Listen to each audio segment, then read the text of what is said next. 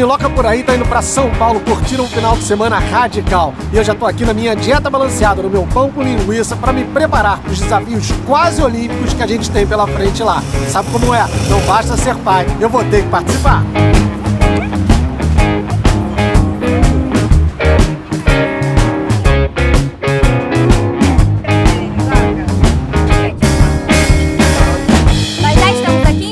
Convite de amigos muito especiais para a primeira trilha da vida da Niloca.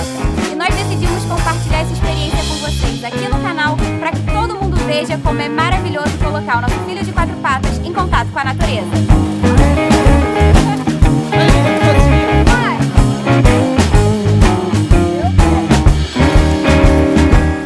Uma coisa que é garantia de muita bagunça é você levar o seu cão para desbravar uma trilha em meio a uma natureza cheia de lugares legais para xeretar.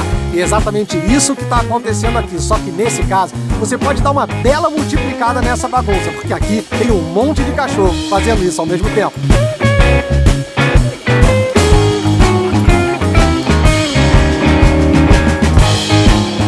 Olha como eles ficam quando vem a água, é impressionante a alegria deles na hora do tibum.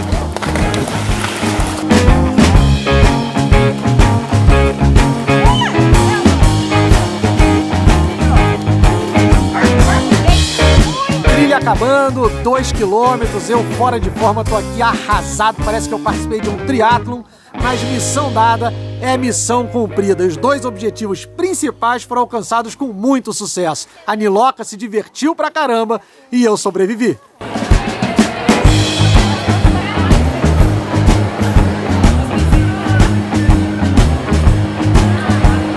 Acabou de sair da trilha, direto aqui para pegar o kit da Dog Run, ó, que amanhã a nossa aventura continua aqui em São Paulo e você confere na semana que vem. Tchau, tchau!